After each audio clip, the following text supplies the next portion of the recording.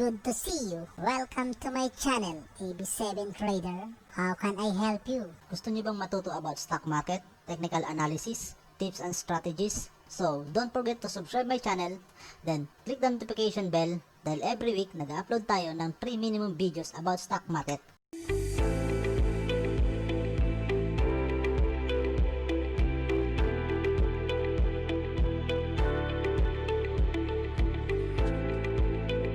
Okay guys, magandang gabi sa inyo. So ngayon, linggo na ng gabi. So bukas, trading day na naman, August 24, 2020. So medyo hindi naging maganda yung dalawang araw na sunod ng PSE nung nakarang linggo, nung Miyerkules ka Webes. So downtrend siya. Nagkaroon siya ng red candle, so bumaba yung mga puntos niya. Pero ngayon, nakita ko naman nasa 6,000 points pa naman siya. So possible kung di natin makuan, baka may pagbaba pa so Monday. So yung iba sa atin dito, sigurado tayo na maghihintay muna. So makikiramdam muna ng galaw ng mga stock. So mga paboritong stock na pag-tradean. So yung gagawin ko ngayon guys is titingnan ko yung mga last trending ay last most active stock nung nakaraan. So makikita naman yun dito sa Instagram at yun ang aking i-analyze at ginawan ko rin ng konting aral regarding sa mga fundamentals or na nangyari sa kanila in this happen na yung nagkaroon ng pandemic sa COVID. So may mga iba na medyo talagang totally naapektuhan. So tinignan ko mga fundamentals nila at yung mga plan nila. So may nakita naman ako na medyo may mga strategies na naman sila na ginawa. So tingnan natin guys yung mga most active stock nung nakaraang linggo. So possible na ilan sa mga to ay possible na pwede nating bantayan at tingnan natin ang galaw nila bukas. So gamitin natin dito is regarding sa kanyang technical at yung tinatawag natin na fundamentals. So unahin natin si SM. So dito kay SM guys, ang titingnan ko lang sa kanya is yung kanyang Bollinger Band. So ito ang kadalasan na ginagamit ko kasi dito na-trace ko yung trend, yung mga possible trend na mangyayari at yung RSI para malaman ko rin na yung market is possible na siya ba na meron pa siyang kung nasakan pa siya overbought o nasa oversold na sa na scenario.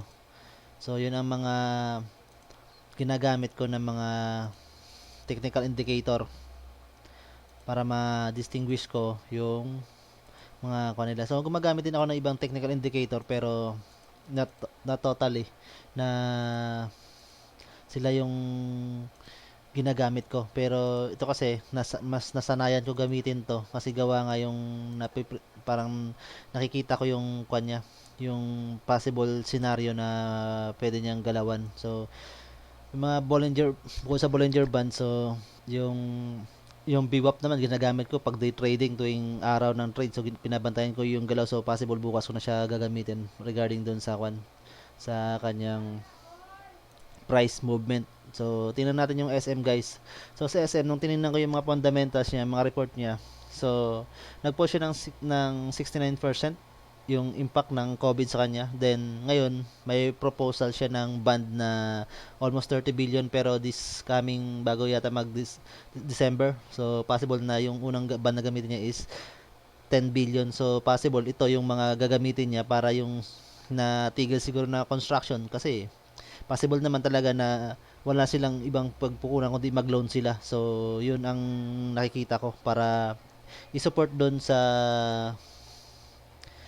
kanya sa mga construction kasi may maraming ongoing construction to sa SM regarding sa mga condo niya. So mga possible na hindi natapos. So wala naman ibang income na pagkukunan sa SM kasi yung una yung mga mall niya nagsarado. So mga nakita ko rin na marami rin yung mga kanya renter doon sa mall. So hindi rin mapagbayad yun kasi wala rin kita.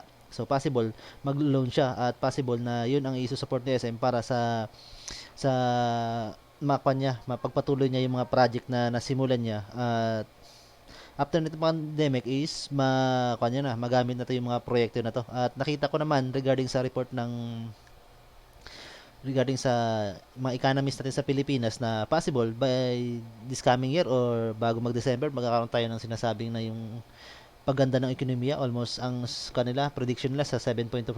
So yun ang nakikita natin. So at medyo lumaki rin yung credit ratings ng Pilipinas. So ibig sabihin maganda yung magiging takbo ng ekonomiya base sa mga analyst. So yun siguro ang pinaghahandaan nito ng mga malaking kumpanya sa atin tulad ng SM, so na Ayala. So yun ang mga possible. So yun ang nakita ko kay SM at nakikita ko nga dito medyo may pagbaba yung kanyang presyo ng yung price niya sa stock niya. So possible na ito magpo-form ng panibagong trend so nagkakaroon siya ng narrowing, so red candle na medyo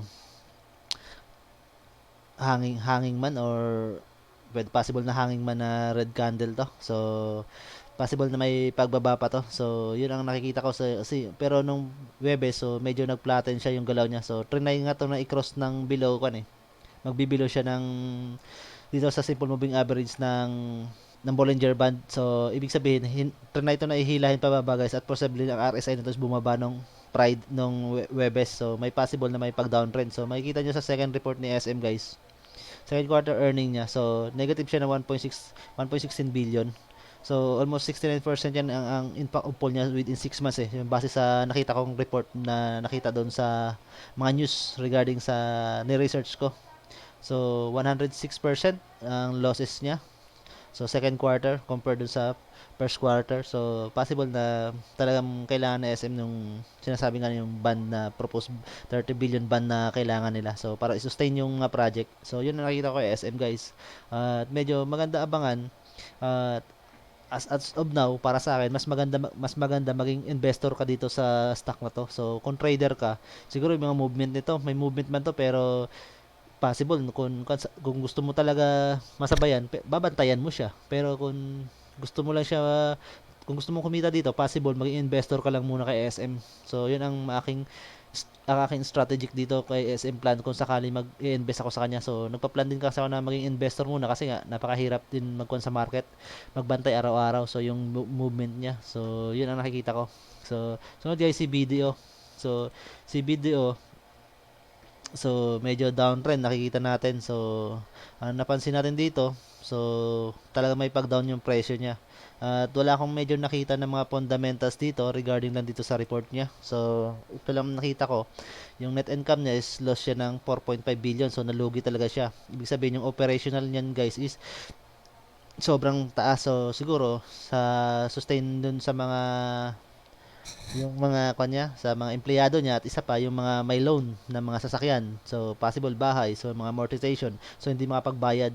So yan nakikita ko. So possible din ang kanila is ban din yata yung ang kanilang ganito, ang kanilang or maghihigpit sila regarding sa mga loan na mangyayari ngayon. So mga possible baka mahirapan tayo mag-loan ng mga sakyan dito, bahay, so mga financial. So pero ang alam ko na sustain nila is yung mga small business and mga entrepreneur. So possible yun ang mga kanila. So mararamdaman natin yung impact nito guys. So mga 2021 pa siguro magkakaroon to ng magandang ekonomiya. So yung medyo makakabawi na yung ibang mga negosyante na merong mga loan dito na ginawa. So yun ang nakita kay video, at yung kanyang technical indicator nakikita ko is ngayong linggo. So medyo nag-cross siya ng sa simple moving average. No, nag-cross sa simple moving average at medyo kung mapapansin niyo ang simple moving average niya na movement dito sa Bollinger Band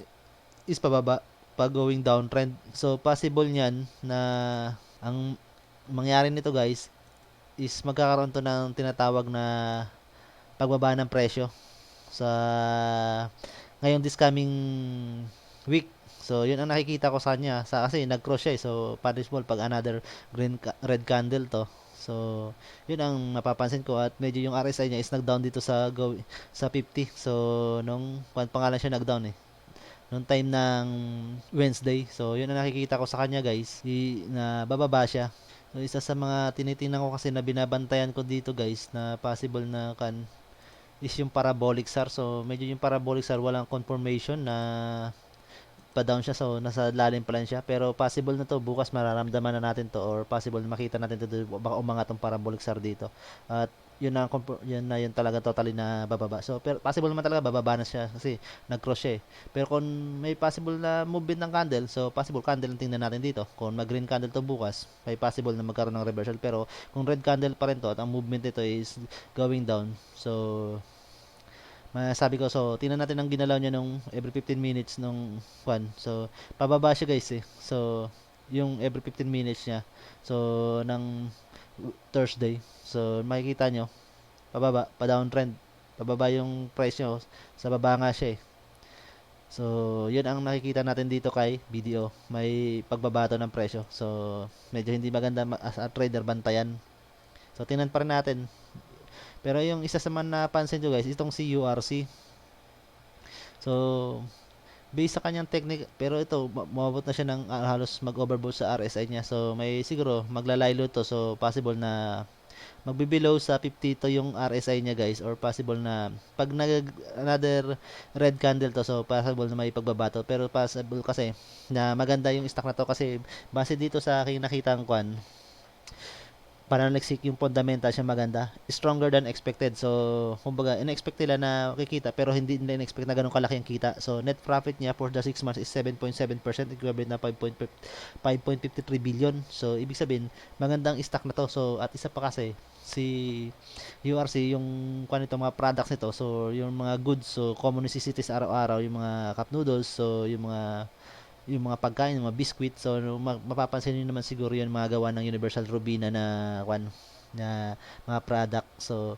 possible na maganda ang takbo ng kanyang market. So maganda siya na subaybayan sa market kasi nga yung kung mapapansin niyo yung trend na binubuo niya, trend line niya, so pag uptrend siya, pero pag downtrend siya, downtrend siya. So possible, ang tingnan natin dito guys, baka magkaroon to ng tawag na red candle bukas, so possible na bumaba, na bumagsak yung kanyang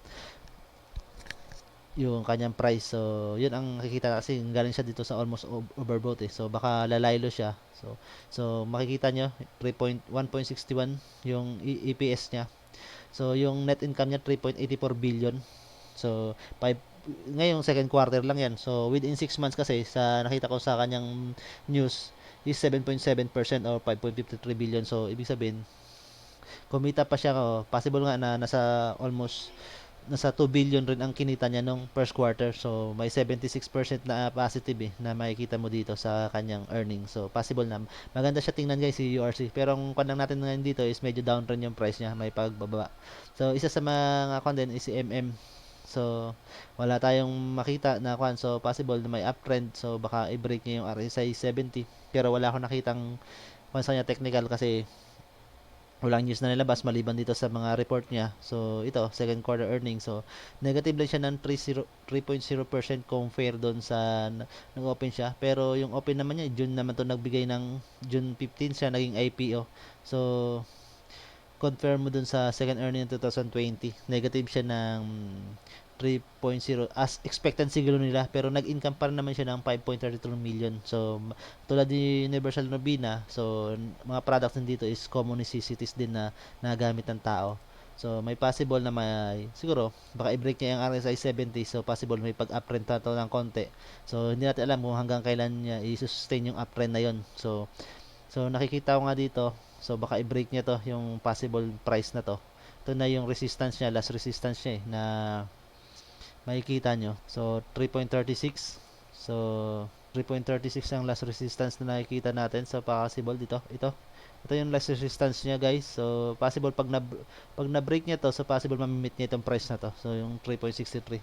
So ito yung last resistance na ako niya. So possible baka pag na-break niya yung RSI, mag-continuous to, so possible na may pagtaas pa siya ng presyo. Pero silipin natin yung ADX niya kung i-confirm niya. So yun nga, biglang ADX mo is medyo may strong trend na ipinoform. So ito sa ADX guys, so i-kuha lang natin, gawin natin green. Ito yung ADX, yung green sa ilalim, so makikita nyo. So nasa above 20 na siya, between 20 and 32 siya. So uptrend siya, ibig sabihin strong trend formation. So may possible na may pagtaas pa siya at medyo maganda pa yung ADX na kanyang binibigay. So yun ang nakikita ko dito kay yun, sa kay Merrimart. So wala akong ganong news na nabasa sa kanya. Sumunod guys sa mga kay is JFC. So sa JFC guys, medyo may pag-downtrend ng price as a technical nakikita natin. So medyo may pag-narrow ito. So ito wala pang confirmation ng narrowing. So pag nag-confirm ng narrowing, ibig sabihin at red candle magkaroon siya ng down of price. At yung fundamentals na nakita ko dito, nabasa ko sa kanya, revenue drop 47% or 23.33 billion. Second quarter loss 100 sa second quarter loss niya is 10.17 billion. So yung nakikita ko sa kanyang 10 point net income. So ito 10.5 billion nga, pero nabasa ko dun sa news is 10.17.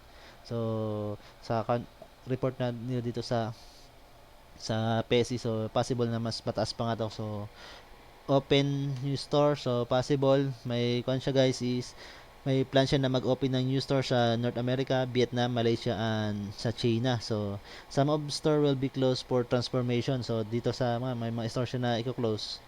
So, ang nakita ko as strategic by other analysts, so by 2021 will be the get an impact. So, baka 2021 pa hindi siya makakakuan. Mababawi natin to. So, possible nga. Kasi yung hinihintay natin is yung vaccine ng COVID. So, baka yun ang hinihintay nitong yun ang kaya nasabi nila na by 2021 magkakaroon ng impact. So, yun ang nakikita ko lang dito guys. Maganda as investor lang din dito kay JFC. So, isa na naman siya sa mga blue chip company at medyo established na talaga yung company na to. At so, medyo yung kanya, yung products niya is medyo maganda yung sa market. So yung takbo niya sa merkado, so nagkataon na ng pandemic ngayon, so medyo nalimitahan yung tulad niya ng nag-MECQ, so walang dine-in, so nalimitahan lang din, so puro take out lang din ang mga possible. So mga possible din ng mga store, mga franchise din, so mga possible nagsara din siguro yun o nag-close kasi may hindi mo naman mababayaran ma-meet yung kanon eh. Kung tutuusin ko, isa ka nagpa-franchise, hindi mo kaya ma-meet yung babayaran mo dun sa pinaka sa mother company niya. So as a franchise, magbabayad ka pa rin sa mother company. So possible kung ganitong situation, so baka hindi mo ma-meet yung kanya, yung halaga na yun na kailangan mo para doon sa operation na yun. So yun ang masasabi ko kay JFC as 2021. So possible na maramdaman natin yung paggalaw ni JFC at makikita ko naman dito sa to guys. So baka possible nga na magkaroon siya ng tinatawag dito ng pag-uptrend. So kung mapapansin nyo yung pagbaba ng presyo niya, so 2019 pala kasi. So some of the company ng Jollibee, kung makikita nyo yung mga store niya, so nire-renovate nga. So yun yung ibig sabihin dito. So some store will close for transformation. So siguro may mga babaguhin sila. So i-modified nila. So yun ang napapansin ko dito. So sa JFC. So mo guys is Ali. So tulad ni Ali guys, downtrend siya. So makikita nyo nag-hug. So kapag nag-hug yung price candle mo dito sa lower band, so possible na may downtrend, ibig sabihin yan may downtrend pa. So yun nga, tulad ng is kino-confirm naman ni RSI na may pagbaba yung price ng kanya. So halos gusto ma-break siya ng 40. So pag nag-break siya ng 40, may possible na magbaba pa siya guys at itong price na to. At yung isa pa sa mga indication na nakita natin dito na may downtrend ang kanyang ibibigay is itong pag-confirm ng baliba ng parehong upper sa lower band nitong Bollinger Band. So sumabay pa rin ang downtrend itong moving average, ibig sabihin may pagbaba yung presyo ng price na to. So ng stock na to. So yun isa sa mga nakikita natin dito sa Ali. So, pero ang kanya to guys, si Ali, issue bond worth of 6.25 billion pesos out of 50.20 billion. So, nag-issue siya ng bond. So, para siguro, yung nga, marami ngayon yung mga tao dito. Yung August 19, so ang kwan niya, may report din siya dito na August 19, 2020. So nabasa ko sa isang news, so may 3.04% na fall ng pagbaba ng kanyang, siguro hindi ko alam kung anong kanito, so possible capital or either na income. So yun ang makakuha natin dito. So marami kasi mga mall lang hindi rin nag-operation kay Ayala. So at marami siya mga project ngayon na ginagawa like condo, so mall. So makikita niyo yun yung mga Ayala Mall diyan na nagsusulputan. So yung iba diyan, so hindi na meet sa schedule yung pag-open. So ang mga possible kasi niyan guys, so baka hindi ma-meet yung opening nila ngayon 2010. So kasi nga na-delay yung construction. So yun ang possible. At yung price niya medyo nangangailangan siya ng medyo capital para i-sustain yan. So pag walang kita yung mo, net income, so 426.36 million, so 95.37, negative siya ng 95 so percent. So total revenue, net income, so may kinita pa rin naman siya pero siguro 95%, almost 100, so almost wala siyang kinita. So possible siguro guys na nga magbebenta ba siya, issue of bond, so magbebenta siya ng bond na hawak niya, so worth of 6.25 billion, so possible for sustain na mga project. So yun ang ating nakikita kay Ali. So at yung price candle niya, so medyo downtrend sa may pagbaba. So possible ngayong linggo baka maramdaman natin to na bumaba si Ali. So possible may last support ba siya dito. So ito 29.48. So tingnan natin. So yan, 29, so 31.25 yung first support niya, then 29.15. So 31.25, so yung price niya ngayon is nasa 31.35. So possible na almost nandun na siya sa kanya. So tinatawag natin na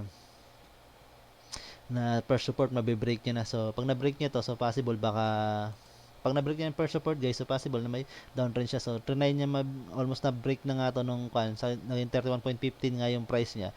So possible na may pababa pa to ng presyo. So maramdaman, makikita pa natin yan guys. So baka bumaba pa yung RSI niya. So nakikita natin sa RSI na medyo trend pa down, yung downtrend ng kanya is medyo bulusok yung RSI niya. At yung price candle mo, so alos nung pa siya nagsimula, Monday pa nga nag-downtrend siya. So na-sustain na hanggang Friday, and then Tuesday, then Thursday nag-cross, then another green candle. So possible may downtrend. So confirm yung Bollinger Band mo. So medyo tayo kay Ali ngayon. So sumunod guys is SM Prime. So kay SM Prime, so yun nga, halos hinila to guys yung price niya. So tulad na SM din ang nangyari sa kanyang kwan. So pag possible nagkaroon pa to ng down guys na red candle bukas, at baka magkaroon siya ng downtrend. So tingnan natin yung kanya movement niya nung nakaraan.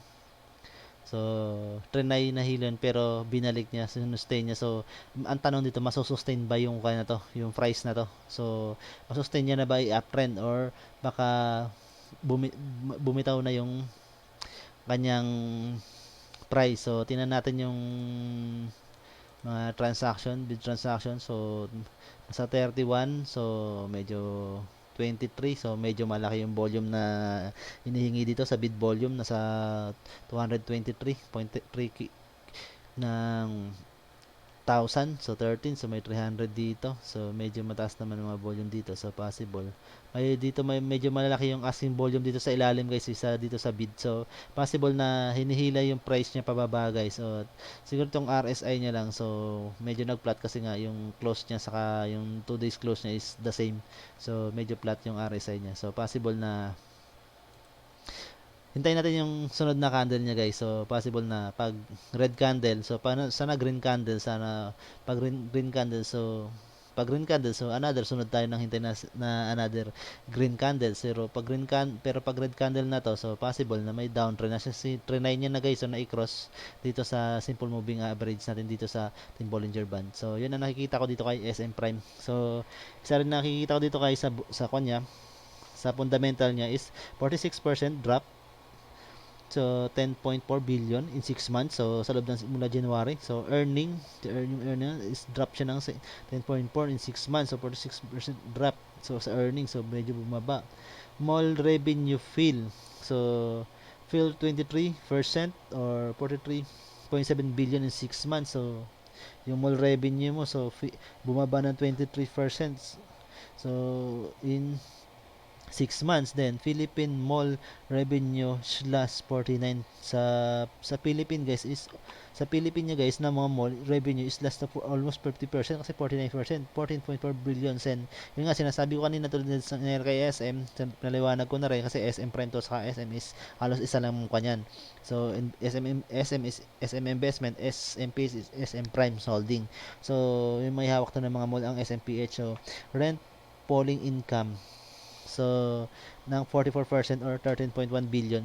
So yung mga rent nga, so pasabi ko nga na nagsara yung ibang mga business doon, establishment yung nagre-rent sa kanya. So mga syempre yung tao wala rin namang movement, wala hindi makapunta ganong mall kasi nga sa yung nag-ECQ at MECQ tayo. So kahit naging GCQ is limited din yung pagbubukas din ng mga establishmento. So yung iba lang pinayagan yung mga kunyata kainan lang. So yung mga iba doon, so karamihan naman diyan sa mga boutique, so mga nagtitinda ng mga alam niyo mga personal na mga na things. So possible na yun ang naging epekto guys. So ang mapapansin siguro natin dito guys, so may pag-down ng presyo. So siguro as a analyst, so medyo hindi tayo mukan. So net income, so 2.13 billion, so negative sa second quarter. So compare sa first quarter, mas mababa siya ng 80.10%. So total revenue is 18.21. So possible na medyo malaki ang lugi sa kanya guys. At nakikita ko dito, so pag na red candle bukas, so importante rin kasi guys malaman natin yung mga fundamentals. So fundamentals technical lang pinagsasama natin gawa ng nitong ang market, yung galaw ng volatile ng market kasi minsan halos karamihan naman talaga sa atin ay sa fundamentals tumitingin. So pag maganda yung takbo ng market tulad ni URC, so maganda rin yung pasok mo ng maganda rin yung takbo ng so yung takbo ng isang company, siyempre maganda yung kita niya, kumita siya tulad ni URC, so maganda ang kita niya. So 7.7% na net profit. So ibig sabihin mas mataas in 6 months. So kumita sila ng 7.7% equivalent ng 5.53. So ibig sabihin maganda yung company sa fundamentals din.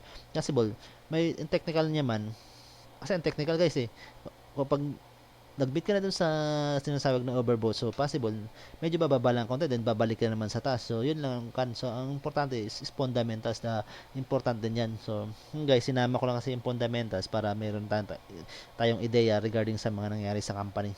Kasi tutusin naman talaga ang kwan ko is fundamentals, nagbabasa ako pero medyo kwan kasi ma consume siya sa oras kung isasama mo siya dito. Wag gawa ko ng video. So kung lahat gagawa natin to ng fundamentals, medyo magko-consume ako ng oras. So kaya medyo nililimit ko lang din. So sunod guys is si Arit. So si Arit guys, so wala na tayong technical dyan. So medyo nakabawi na siya, almost tumataas na yung presyo niya. So medyo nag-negative lang siya na compare ng 0.05 na pesos o 0.19% compare dun sa Miyerkules niya. So medyo umaangat na yung presyo niya. So halos sana ma-break niya na to yung IPO niya o ma-meet niya ng IPO niya. So ang fundamentals naman dito na lumabas is yung magbibigay nga siya ng dividend. So possible na dumugin din to ng mga kasi dividend ang bibigay nito. So hindi ko kung kailan yung sure na data ng pagbibigay. So September o October ba yung approve nun, yung payment nun. Then yung ownership beneficial lang, so may change lang sa ownership beneficial. So parang tatlo lang yata, yung tatlo yung nakita ko dun So yung Ayala, so puro Ayala lang naman yun. So possible na yun naman nakikita ko guys. So ang bantayan natin dito guys is kaya yung price niya. So pag nag green candle to, so sana pag sunod-sunod dalawang green candle at ma-meet niya na to, so may possible na may pagtaas na siya. So marami na rin investor ang pumapasok dito at mga trader buyer na bumibili. So medyo may pagtaas na siya So yun nakikita natin kay Arit. So sunod kay BPI. So si BPI maganda yung indication niya guys. So nag-cross man siya pero hindi naman to nag-cross pa ng kwan Yung Martes niya dapat sana kung green candle ang binigay nito, so baka possible may pagtaas ito. Baka nga nakikita ko baka kasi yung RSI niya is above na. So possible na may pumasok. So kaya yung medyo walang confirmation pa yung Bollinger Band mo na anong trend ang binibigay. So ito may hanging man dito na green candle. So possible pag green candle to is possible na may uptrend ng presyo niya at yun nga yung sinasabi ko ang technical nasa baba siya, so possible na pag tumaas siya tataas din ang presyo niya. So ang kwan niya ngayon guys is yung fundamentals niya sa second earning is negative lang siya ng 24.02%. Kumita pa rin naman siya ng 5.38 billion so sa second quarter niya. So may kita pa rin. So compare naman sa first quarter is medyo bumaba na siya ng 24.02%. So yun ang napapansin ko dito kay BPI.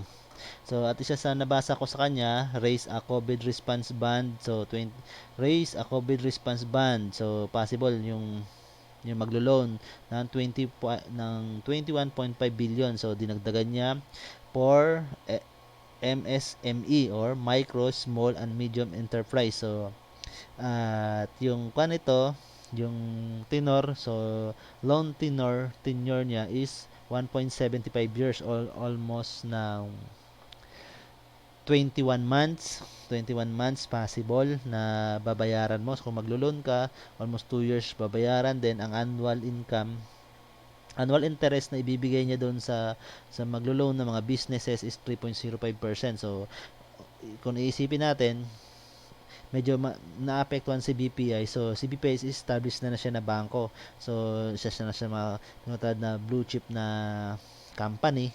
So at ang kanya ngayon is 21.5 ang nilalaan niya na yung respond band. So ibig sabihin doon sa COVID respond band, so yung mga apektuhan ng mga business, so possible mag-loan sila dito at may 1.75 years nilang babayaran yon or equivalent ng 21 months. Then sa annual interest niya is 3.05%.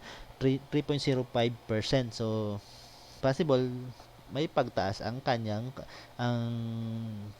kwan guys. So as an investor maganda tingnan to guys, na as investor kasi kung investor ka within 3 years so 2 years, so possible na okay na yung ekonomiya natin siguro noon. So sana nga, so hoping na in God's will na loobin ng Diyos na magkaroon ng vaccine na, so possible na medyo bumalik sa normal yung takbo ng ekonomiya. So yun guys, at isa pa guys na kaya rin yung mga bangko na to guys, hindi ko rin pala kanina sabi kay BDO. So sa bangko, so nagkakaroon tayo kung napapansin nyo, so unti-unti tayo nagtra-transition sa digital payment na sinasabi.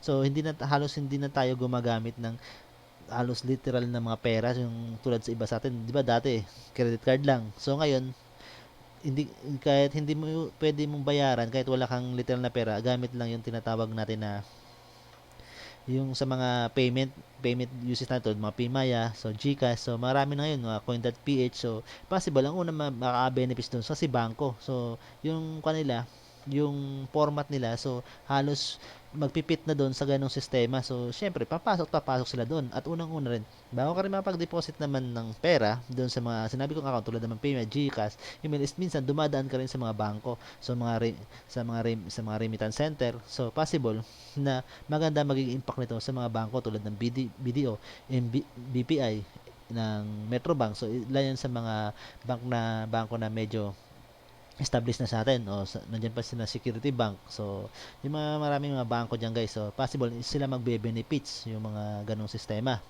So sumunod guys is si Dito. So si Dito medyo halos umabot kasi sa tinatawag na na yung RSI niya sa almost overbought. So sa technical natin nakikita natin na medyo nagkuan ng overbought medyo nag-form siya ng red candle. So dalawang araw siya nag-form ng red candle na may pagbaba ng price. So ang kuan ko dito, baka mayroong papasok. So net income 27.54 o 152%. So compare doon sa so kumita pa rin siya. So ang binabantayan ko dito guys is yung fundamentals nga niya. So di ba yung ganito parang na-delay yung operation nila. So possible na by 2021. So ibig sabihin isa rin to sa mga binabantayan ng mga trader diyan or mga investor. So marami nag-invest dito kasi third telco to, so di ba? So may mga issue yung mga dalawang telco. So possible pag magandang ang naging service nito sa ating economy o sa mga tao, so dudumugin to. So isa yun sa makikita kong ng indication sa kanya. So ang medyo lang sa atin ngayon is nagkaroon yung kasi parang may mga Chinese company na involved dito sa company na to. So possible si DNS o isang Chinese din, di ba siya? So at pero ngayon parang umalis siya sa pagka-presidente, pero siya pa rin yung chairman ng company. At makikita dito, mapapansin natin siguro na yun siguro maging negative impact kasi nga yung parang yung sa ginawa ng ngayon yung nag-file tayo ng doon sa yung sa tension, nagkakaroon ng tension na naman ulit yung nangyari doon sa Scarborough Shoal na nagfile yung protest yung Pilipinas sa pagkuha ng at medyo hindi naging maganda yung dating sa China noon at hindi na maganda yung gusto nila mangyari. So baka yun ang nakikita kong magiging impact nito guys. So baka possible so magkaroon to ng downtrend, so may pag-alinlangan. Pero ang positive kasi siya, kung magtuloy-tuloy yung kanya, so namuhunan na rin naman to dito mga negosyante. So bakit pa nila di ba? So itutuloy nila tong operation nila. So yun nga lang, kung medyo maganda yung magiging impact ng kanila. So sana wala mga investor na magpo-pull out diyan. Yun ang aking yung mga Chinese investor, yun ang aking mapapansin sa analyze natin. So tingnan din natin yung mga fundamentals niya kasi medyo malaki yung impact ng fundamentals na mangyayari sa kanya. So, tinatin ano yung sagot ng Pilipinas sa protest ng China yung regarding sa natin, sa protesta din natin regarding sa mga yung sa revolution na kinuha yung parang sa mga isda, yung mga gamit nila, kinumpiskate ng mga Chinese. So, it's medyo na karoon ng tension na naman. So, yun ang aking konsa dito guys. So, pero ngayon guys, sa technical niya, papapansin ko is may pagbaba siya, may pag-downtrend siya. So, may narrowing. So, ibig sabihin, maglalaylo yung presyo. Then, pag nagbuka, yun confirmation ng panibagong trend. So, pag nag-narrowing, so maglalaylo yung presyo, yun ang sinyalis ng narrowing. So, pag bumuka, mag-widening, so ibig sabihin, form ng panibagong trend. Ibig sabihin, uptrend or downtrend ang ibubuo niya. So, yun ang ating makikita. So, kay ICT guys, so ang nakikita ko lang dito, so medyo overbought siya. So may ibig sabihin may pag-downtrend yung price niya. So yung closing niya nung nakaraan so medyo nagbumaba siya ng 0.10 or 0.09%. So medyo 0.10 or pesos yung binaba niya. At medyo overbought siya, ibig sabihin yan may pagbaba ng presyo. At yung technical indicator ay fundamentals na basa ko lang sa kanya guys. Yung dating ICTI na company ba yun or holding company is naging Iwi Container Terminal Holding na ngayon. So inacquire nila yung 500,000 share ng ICT, so binili nila. So ibig sabihin medyo yung control napupunta yung ibang income dito sa Iwi kasi yung 500 share 500,000 share.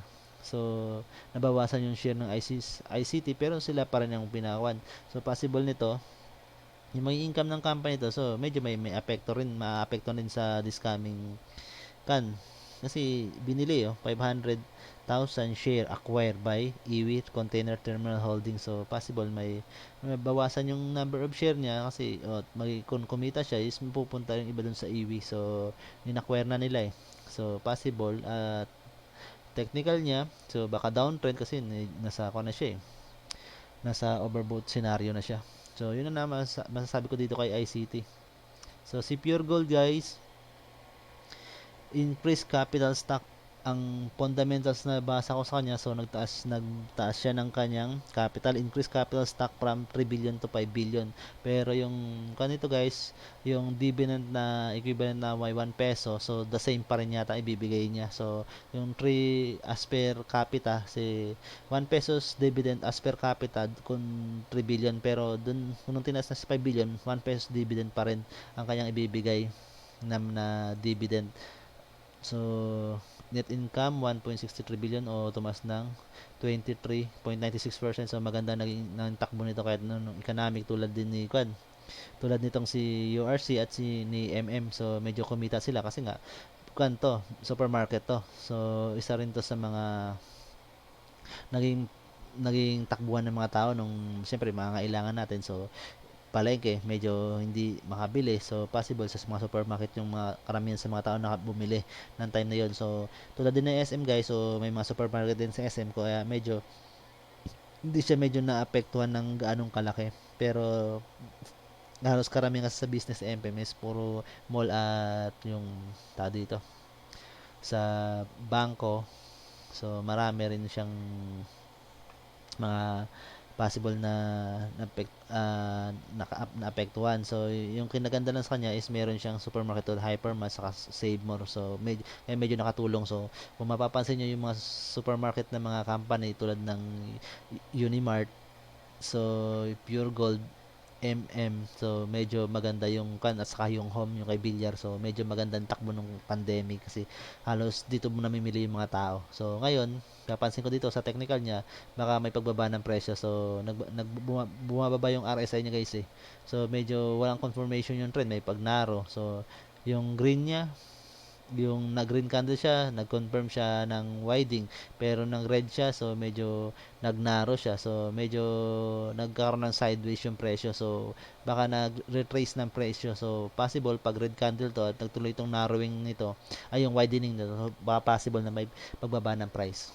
So sumunod guys, so si MBT. So MBT, so quarterly report lang ang ating fundamentals. So medyo net income niya is mababa, halos 3.13 billion or negative ng 51.75 billion compare nung first quarter. So 38 naman total revenue, sa 38 na yun is may tinubos siya na 3.13 billion. So less na din yung mga tax siguro, taxes o mga expenses niya, operating expenses niya na less na siguro doon. So ito na yung income niya. So ngayon guys, sa technical medyo negative tayo kasi nga yung red candle niya is hinila pababa, ay yung candle niya is red at hinila yung price pababa dito.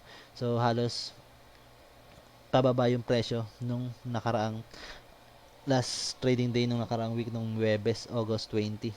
So possible na makabukas baka mag another red candle. So medyo ito guys, medyo hindi nakakakuan kasi bangko rin to. So medyo hindi nakakatawid. So yun nga ang nakikita ko, hindi siya makakaangat. So hindi tulad ng mga normal na day. So noong June is medyo nakabawi sana siya pero tuloy na naman siya. So nag-ECQ. So yun nga, siguro habang tumatagal yung iba tao na nawawala ng trabaho, hindi nakabalik sa trabaho, at yung iba may mga loan dyan, utang, so may mga loan sa bahay, sasakyan, so baka hindi nakabayad. So impact din yun sa dito sa company na to, sa MBT, sa mga bangko. So yun ang nakikita ko lang sa kanila. So baka magbabato ng presyo pa guys. So baka rather red candle ang bantayan. So mas maganda nga gamitin natin is BWAP bukas kung gusto natin na sumabay sa mga trend na mga possible, kung may mga kita tayong mag-trend na mga company. So may baka sa MBT guys may pagbaba. So dito sa ASEN, so ito guys positive ang ating fundamentals dito. Kasi medyo nagbigay siya ng dividend, so ibig sabihin may income siya na kan. So net income niya is 1.49 billion or equivalent ng 462.08%. So kaya na siya nagbigay ng dividend. Total revenue niya is 5.38 billion, then yung income niya doon is 1.49. So medyo malaki, almost 60% ng revenue niya is income.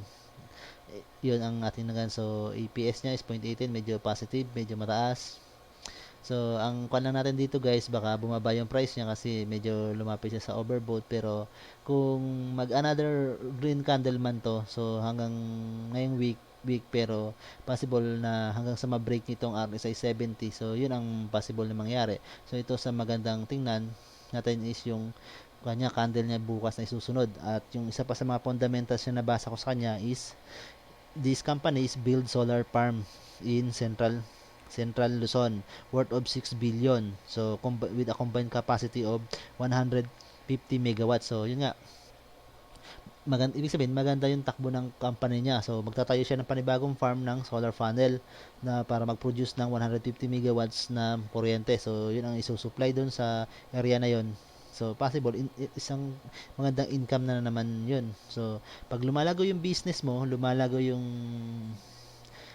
area ng business mo, ibig sabihin nun guys, maganda yung takbo ng company. So maganda naging takbo ng company mo. Isa rin yung sa mga fundamentals na maganda tingnan. So ibig sabihin, yung kinikita nila is ginagawa nila ng panibagong nagtatayo ng panibagong business, nag-expand yung business nila, hindi yung iniipon lang nila. So kumita na sila pero hindi naman nag-expand yung business. So medyo hindi maganda. Pero ito, kumita sila, nag-expand yung business nila. So, na-expand nila, ibig sabihin, maganda yung takbo ng kanilang negosyo. So, as an investor, maganda mag-invest dito. Pero, as a trader, medyo hintayin natin bumaba muna yung presyo niya kasi yung kanya, technical niya. So, kasi yung sa trader naman is sumasakay ka lang naman talaga sa pagbabago ng presyo. So, minsan tataas din, bababa, tataas. Pero kung isa kang investor, guys, so kung makabili ka sa pinabababa, then tumaas. So, bumaba man ng kaunti yan, nandun ka na sa taas niya, guys, sa natawag na income ka na. Pero as a trader, so, hintay ka ng bababa ng presyo. So,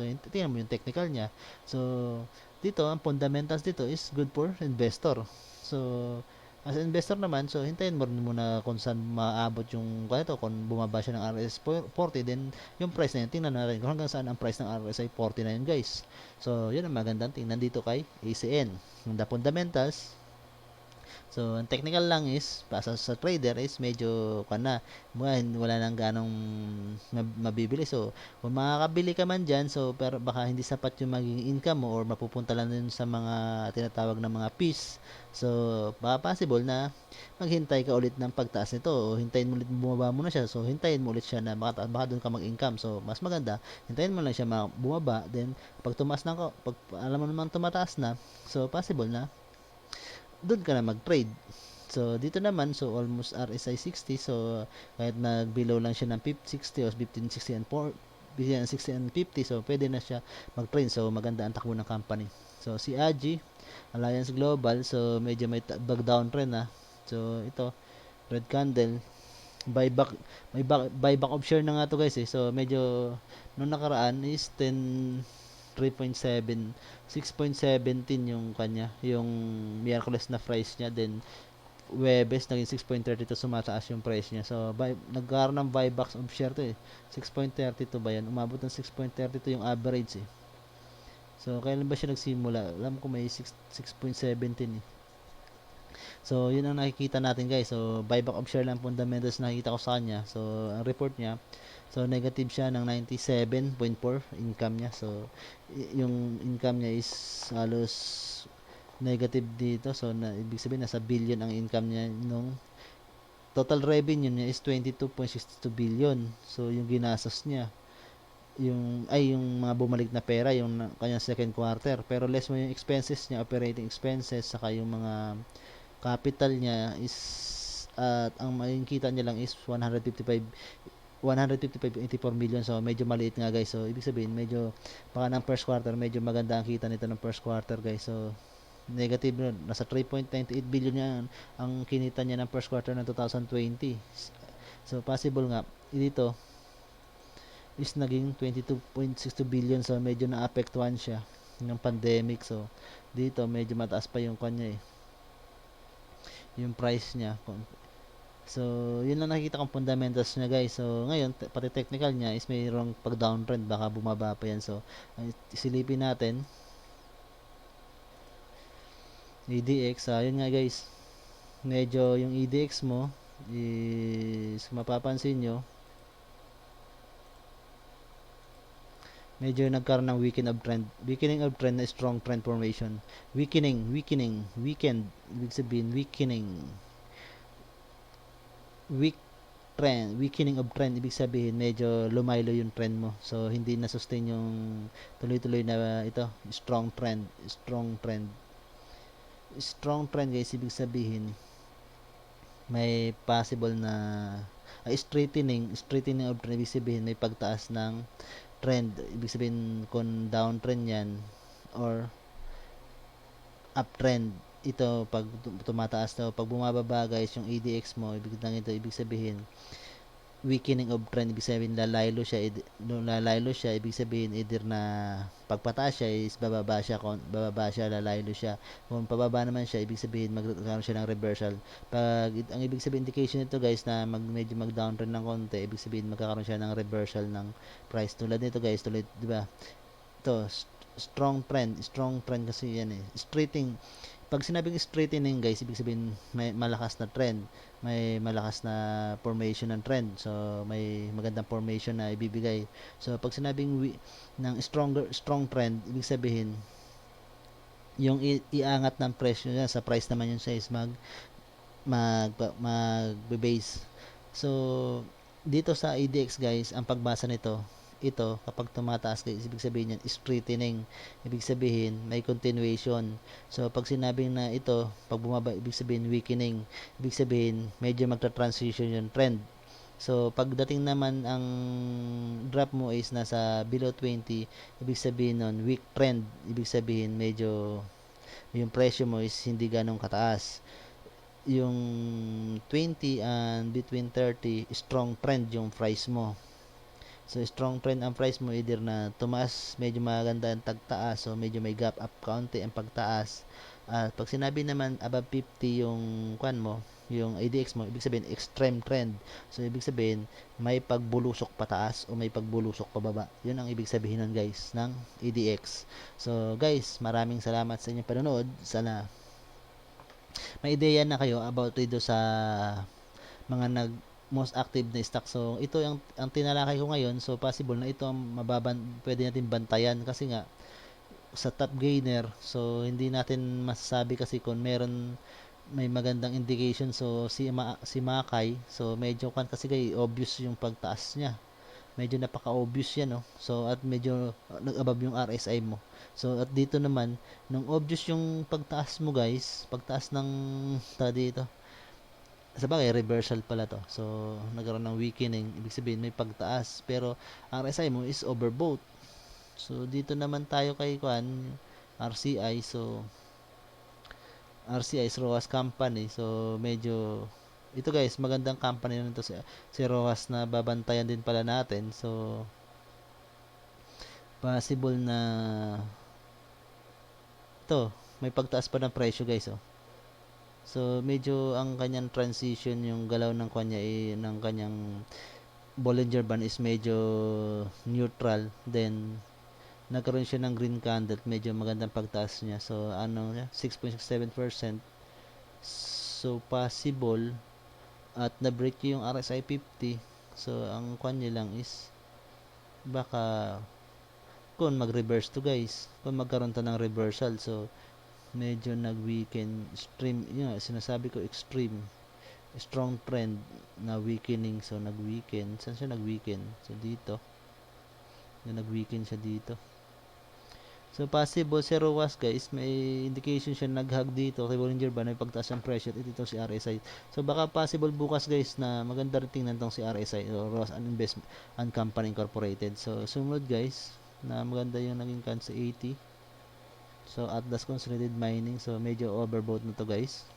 Overbought na lang sinasabi. So, medyo baka magkaroon lang to ng may pagtaas man to pero hindi profitable na masasabi ko. So baka mapunta lang yung kwan mo, yung kitain mo dito doon sa mga piece na babayaran mo. So possible na hintayin mo lang bumaba to. So Atlas Consolidated Mining and Development Corporation. So possible involved sa mining. So magandang indication ng mining at fundamentals ng guide mining yung nagbukas ang mga minahan. So maganda rin yung demand ng hinihingi ng maraming bansa regarding sa mga minerals na nanggagaling dito sa mina. So, yun ang napapansin ko dito. So, Sahan ang home developer. So, medyo mataas din. So, baka may pagtaas to ng konti.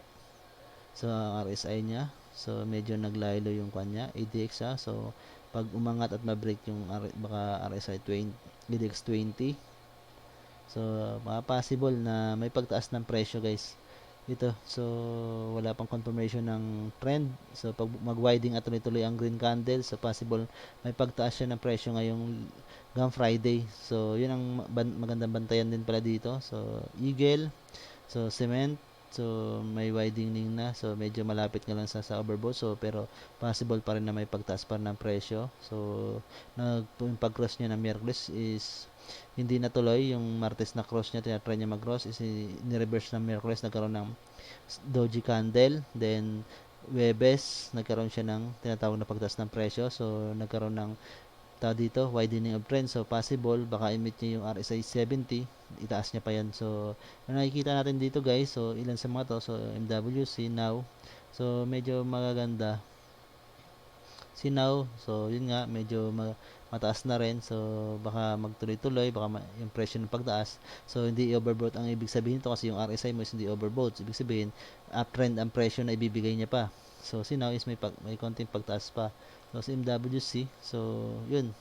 Baka tumaas pa mga presyo nito guys. To dito sa most top gainer. So yun naman sabi ko guys na nakikita ko dito. So MWC now, Eagle, so si Sun, saka yung RSI. So ilan sa mga nakikita ko ng mga company. Si Makay medyo alanganin ako dyan guys kasi medyo unusual. So RSI, so Eagle, Sun, 8, C80. So Atlas, Consolidated Company sa MWC, saka yung nandito na rin naman. So ang ganda indication yan. So NI, ano ba yung kung NI?